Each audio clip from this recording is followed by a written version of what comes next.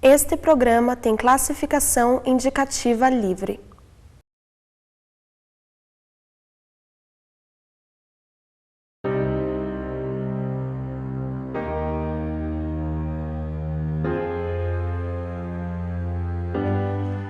Lembranças, sonhos, traumas. O que a mente humana é capaz de armazenar na memória inspira personagens e dramas da ficção, histórias no cinema, mas também desafios para a ciência. No programa de hoje, conheça um estudo psiquiátrico de alcance mundial sobre a memória. A professora da UFPR comenta a descoberta de uma proteína que pode curar o esquecimento. A perda da memória em si já é uma sinalização da doença. Também conversamos com uma parapsicóloga especialista em programação neurolinguística. Adentramos o subsolo de emoções e sentimentos. A vida é mais, a vida é soberana e é generosa, com certeza. Me acompanhe em uma terapia de regressão e entenda como funciona o subconsciente.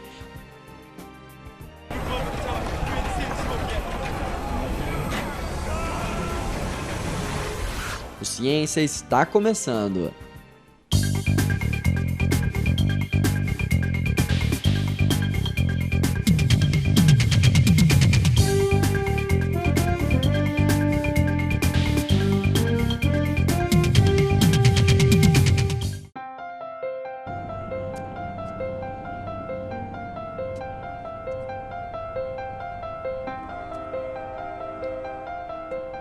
A possibilidade de apagar para sempre uma lembrança indesejável é o dilema de Joel, personagem de Jim Carrey no filme O Brilho Eterno de uma Mente Sem Lembranças. Joel e Clementine, interpretada por Kate Winslet, formavam um belo casal, até que um dia ela decide esquecer ele para sempre. Clementine se submete a um tratamento experimental para apagar o passado com Joel. Frustrado e desiludido, ele faz o mesmo, mas no meio do processo de esquecimento, começa a reviver os momentos bons e ruins da relação. Do passado doloroso, Joel começa a resgatar o sentido bonito das recordações. Percebe que elas fazem parte de sua história pessoal, marcam algo belo que viveu. A importância da memória é descortinada no romance de forma sutil e gradual. Thank God. Someone normal who doesn't know how to interact with these things either. Yeah. I don't ever know what to say.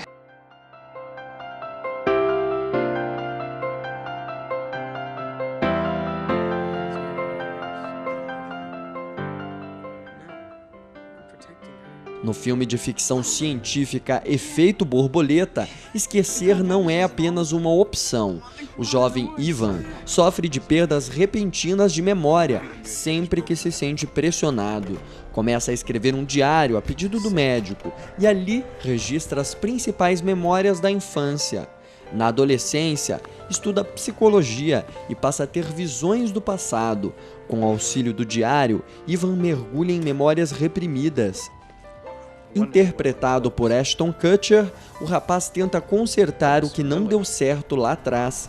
Em ritmo de suspense, percebe que futuro e presente mudam conforme a impressão que ele tem das recordações.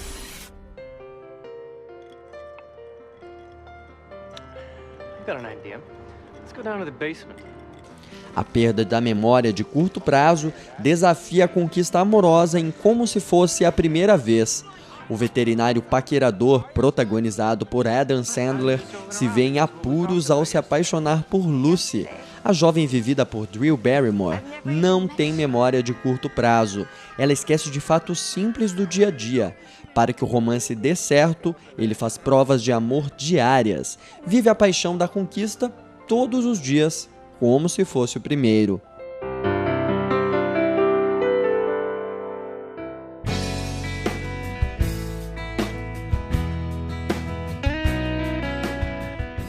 A perda da memória não inspira apenas belas tramas na ficção.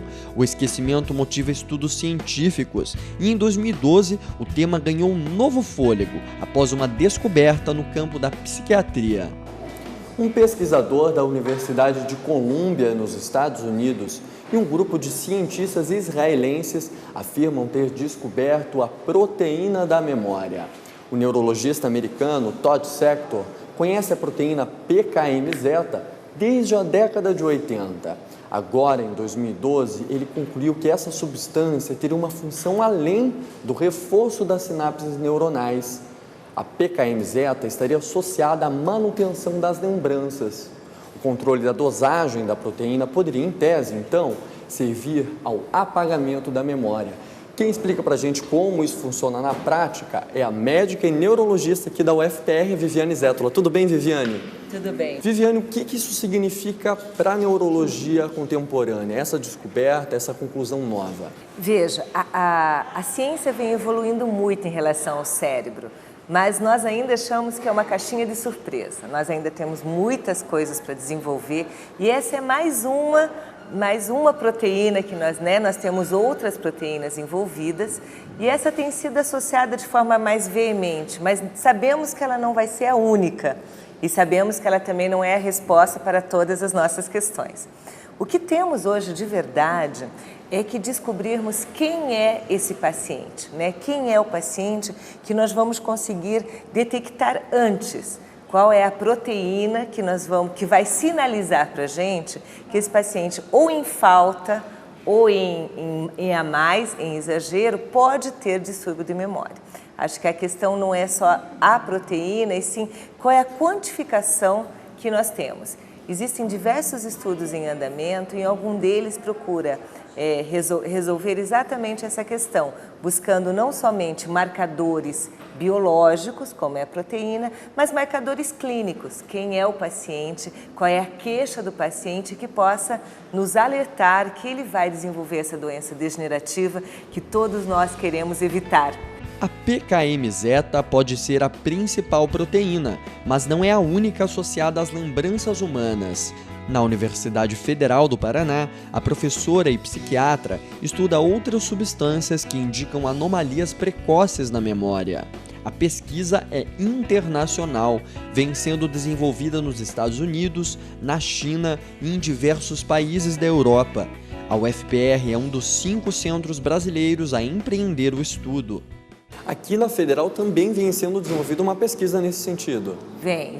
A gente vem triando pacientes, não somente buscando marcadores, como proteínas, né? Principalmente no líquor, que é o líquido que banha o nosso cérebro, a nossa coluna. Então, nós fazemos uma coleta desse líquido e estudamos diversas presenças de proteínas, né, como marcadores, mas nós também aplicamos testes neuropsicométricos, ou seja, testes que nos diz qual é a flexibilidade do paciente em relação a diversas situações.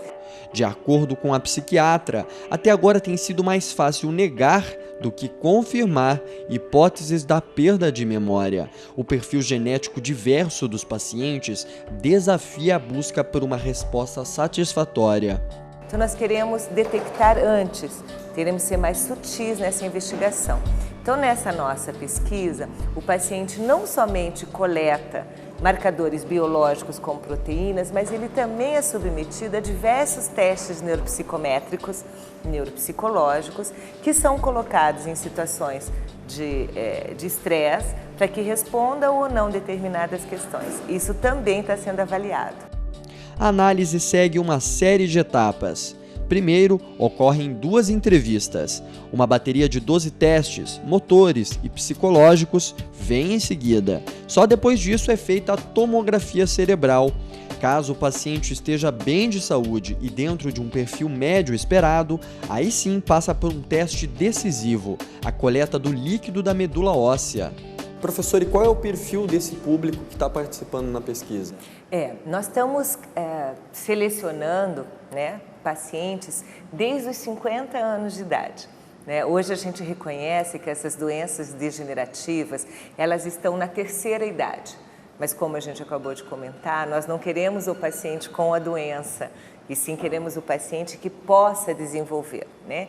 Então, embora a gente tenha entrado até os 85 anos, o paciente que nós queremos é o paciente entre 50 e 85 anos, com alguma queixa de memória, mas sem a doença propriamente dito, que não esteja sob tratamento, que já não tenha estabelecido um grau de déficit que já nos leve a um tratamento. Nós queremos um paciente que sente que tem alguma dificuldade, que vem apresentando algumas coisas como não lembro determinadas situações, irritabilidade, perda, a hora que vai falar falta a palavra, e que não era assim, ou seja, tem um declínio cognitivo leve, mas que mantém as suas funções de trabalho, mantém as suas funções domésticas, sem nenhum prejuízo. Esse é o paciente que nós queremos, né?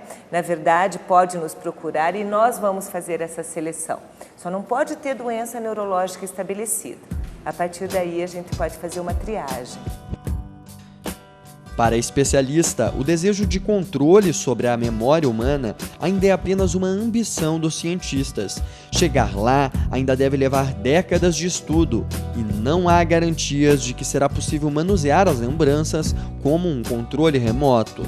A professora acha que daqui a uns 20 anos, uns 50 anos, a gente vai conseguir manipular a memória?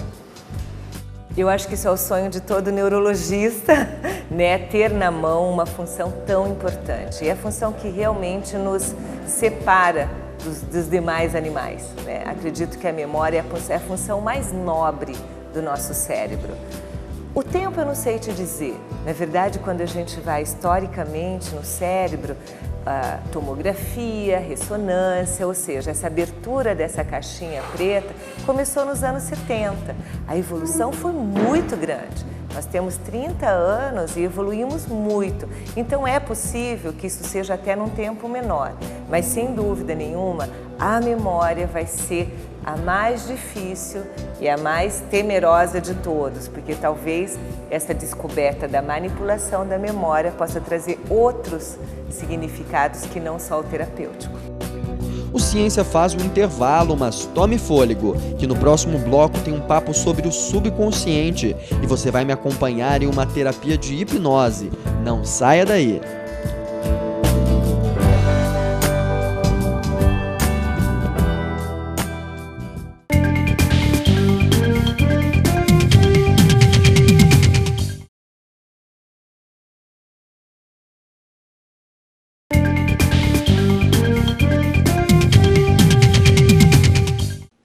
A especialista garante: falta de tempo ou simples negação são desculpas para fugir do passado. Encarar traumas e resolver emoções turvas que ficaram para trás exige coragem. Em alguns casos, o auxílio profissional é o mais indicado. Existem técnicas específicas para acessar o subconsciente. A mente humana pode ser comparada a um grande labirinto. Nele, há portas que guardam o passado e janelas das quais é possível avistar o futuro. A ciência humana possui alguns recursos bem interessantes para quem deseja trafegar pelos corredores da vida, abrindo alçapões da memória e adentrando os porões do subconsciente. Eu estou aqui com a programadora neurolinguística e parapsicóloga Elaine. Olá, tudo bom? Tudo jóia, Elaine? De que forma nós podemos trabalhar com a memória? Nós podemos acessar a memória através da técnica da hipnose, é uma das técnicas, né? E a hipnose pode ser feita de várias formas. Nós, às vezes, estamos hipnotizados em alguma coisa, em alguma ideia, em algum fato e não nos damos conta disso. Muitas vezes se trata de deshipnotizar e não de hipnotizar, né? O que é a hipnose? É a concentração da mente num ponto. Nós estamos concentrados naquilo, nós estamos com aquilo na cabeça, né? E aí a gente não consegue se desligar do fato. Esse fato normalmente é um fato que ainda está aguardando dentro do nosso inconsciente, e a memória tem esse papel, né, de armazenar esse fato ocorrido. Ele está aguardando a integração, ou seja, a lição a ser aprendida. Né? Não integrou, não foi entendido, não foi compreendido. E isso fica dentro da memória como algo atrapalhado e que não faz sentido, né? Normalmente, então, isso fica lá retido, pendurado, a gente diz, né? Um arquivo que fica penduradinho, aguardando o momento de ser integrado. Enquanto isso, a mente inconsciente ela vai executando coisas na nossa vida e trazendo as memórias mais urgentes a serem reprogramadas. Não é preciso ir muito longe ou fantasiar algo irreal quando buscamos exemplos de harmonia. Elaine cita um bom sono, um gostoso café da manhã ou até mesmo a saúde corporal como referências simples e consistentes. O resgate de capítulos mal resolvidos lá no passado ajuda a eliminar barreiras que inibem o bem-estar do corpo e da mente. Qual o papel da hipnose na integração das memórias? Ela é o caminho para acessar a memória. Uma vez acessando essa memória, nós vamos trazer a outra parte da nossa mente, que se divide basicamente em duas partes, né? Consciente e subconsciente. Quando estamos na memória, nós estamos no terreno do subconsciente, que é a maior parte da nossa mente, ela é subconsciente, né? Então, assim, mais de 90% da nossa mente é subconsciente e é ela que move a realidade e a gente não se dá conta, né? Uma vez acessando essa memória, nós vamos trazer o consciente para dentro dessa memória, lá na época em que aconteceu, né? Porque a memória guarda o fato. E uma vez que a gente acessa, nós vamos começar a lembrar de coisas, né? Então, a memória, a partir do momento que vai se tornando consciente, vão vindo as lembranças. E nós vamos adicionar o filtro do consciente, os recursos do consciente, né? E aí sim fazer a compreensão, a integração dessa memória e aí poder inserir a memória na nossa harmonia. Um tempo em que as memórias são fonte de força e não motivo de vergonha. A era a que Elaine se refere tem sido chamada de Era de Aquário, uma virada astrológica que pede transformação interna, o surgimento de uma época que privilegia o autoconhecimento e a boa relação com o passado. Como funciona e quais os resultados da regressão? Ela vai funcionar de uma forma simples, né? Numa sessão aqui de 1 hora, 1 hora e meia, mais ou menos, a gente consegue fazer uma boa técnica de hipnose, né? Os resultados, uma vez integrado aquilo que estava atrapalhado e carente de recursos, carente de sentido, né? Tudo aquilo que está sofrível, que ficou organizado de maneira atrapalhada e retido na memória, né? Está sofrido porque não faz sentido. A pessoa ainda não conseguiu compreender, não conseguiu tirar algo daquilo, não conseguiu transformar aquilo num recurso positivo para a vida dela. E sobre a descoberta de uma pílula que supostamente apaga, cura a memória, o que é possível dizer? Se nós olharmos dentro do aspecto, né, de que nós temos lições a aprender com essas memórias, eu diria a você assim que é uma perda de qualidade, né? É menos, não é mais. Porque tudo aquilo que aconteceu, como eu disse a você, não é mudado o fato, né? É adicionado recursos. À medida que adicionamos recursos, nós nos tornamos mais ricos com as experiências passadas, né? Então, assim, apagar isso é perder isso. Integrar isso é dissolver isso na harmonia natural, na evolução natural das coisas, né? E trazer uma nova vibração de vida. Aí são as leis maiores, universais, né? Então, assim, o nosso self, a gente vai chamar dentro da psicologia, né? O self, ele já tem um recurso natural que quando ele não dá conta, ele mesmo apaga, né? Então, provocar um esquecimento pode ser um empobrecimento da tua experiência humana e não uma varinha de condão que vai trazer a sua felicidade, né? Sempre a consciência junto, na integração, e nós estamos numa nova, na tomada de novos movimentos, de novas consciências, a nova era dita, né?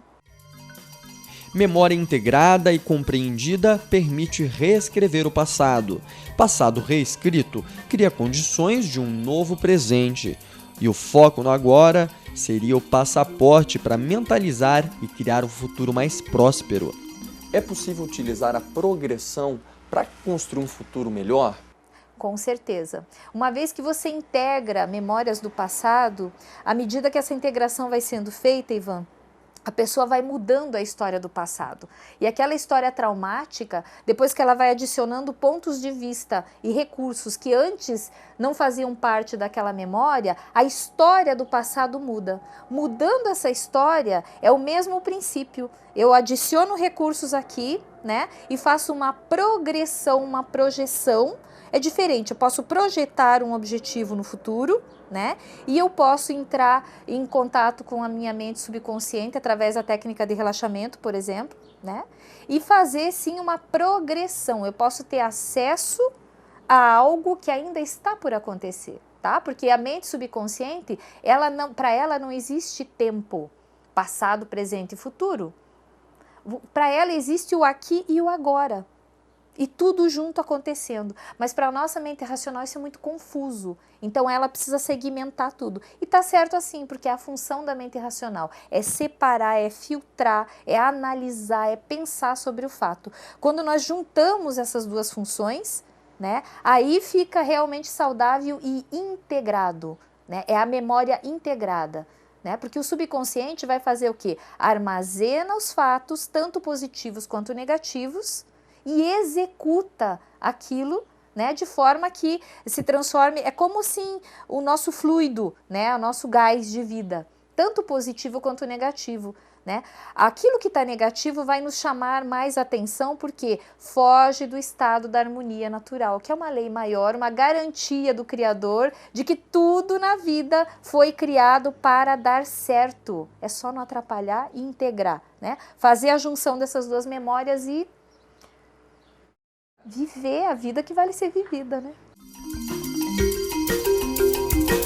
Reprogramar a mente não é uma tarefa imediata. Requer dedicação, disciplina e paciência.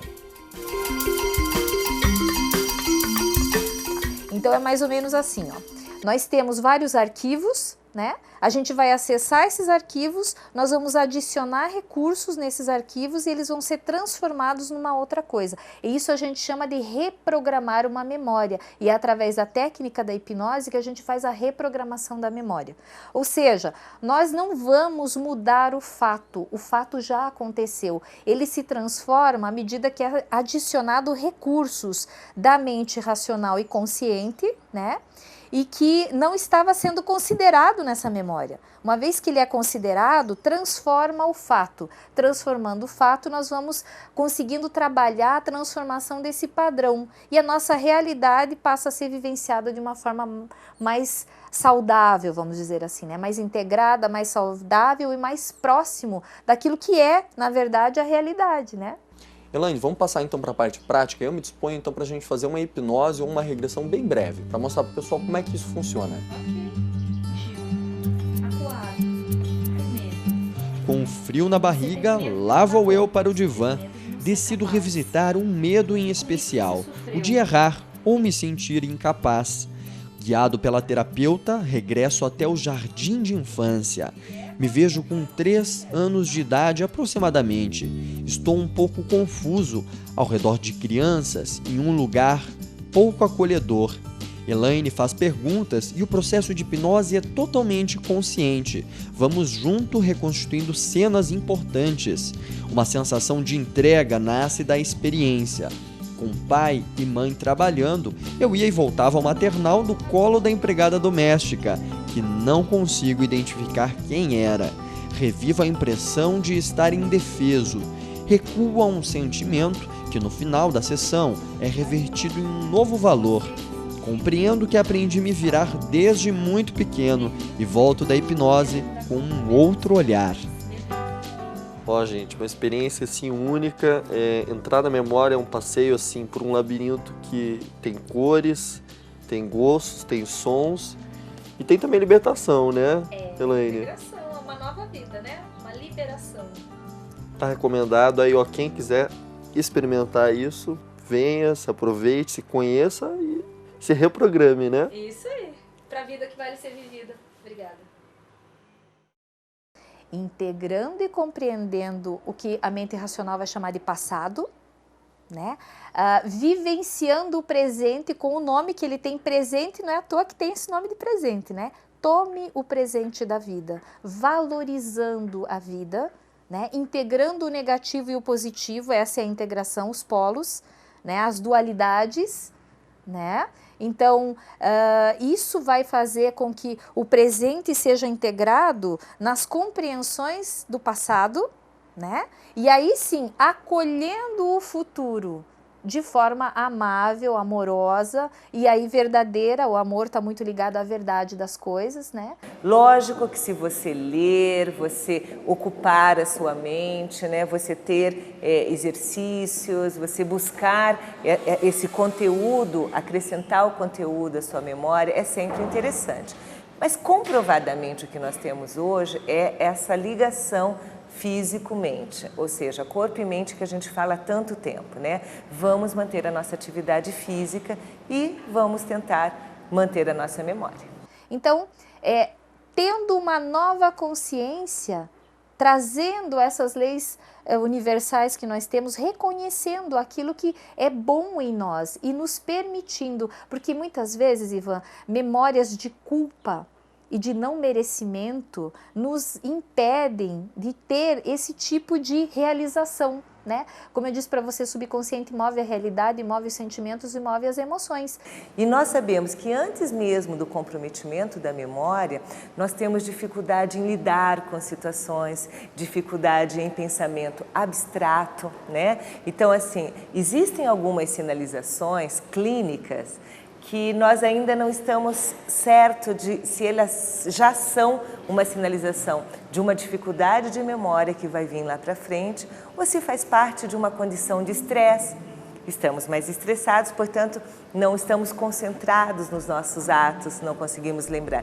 A perda da memória em si já é uma sinalização da doença. Se nós temos lá memórias ainda atrapalhadas com culpa e não merecimento, isso também é um bloqueador. Integrar isso como? Vamos compreender, vamos adicionar recursos lá. Aqui no presente nós temos todos os presentes, todos os recursos. A questão é usar, e aí a hipnose nos dá o acesso à memória, né, para que a gente possa adicionar outros pontos de vista, compreender, dar sentido àquela experiência, né? Uma vez que isso teve um sentido, ela é integrada. Uma vez integrada, ela é dissolvida na harmonia maior e é naturalmente transformada em recursos positivos. A vida é mais, a vida é soberana e é generosa, com certeza. Concluindo, professora, você trabalha então diariamente com a memória, com os estudos da mente humana do ponto de vista médico.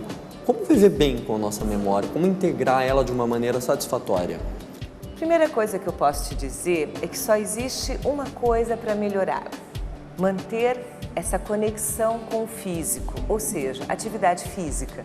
Hoje a gente sabe que a pessoa que se dedica à atividade física semanalmente, que faz seus 150 minutos de atividade física semanal, que é o mínimo, não é o máximo, né? E que mantém a performance física, ela também tem a tendência de manter essa performance de memória melhor do que os pacientes que não fazem isso. Eu costumo dizer que a vida é muito mais amiga do que a gente imagina. A gente tem uma distorção sobre a realidade interna dessas memórias projetadas na vida.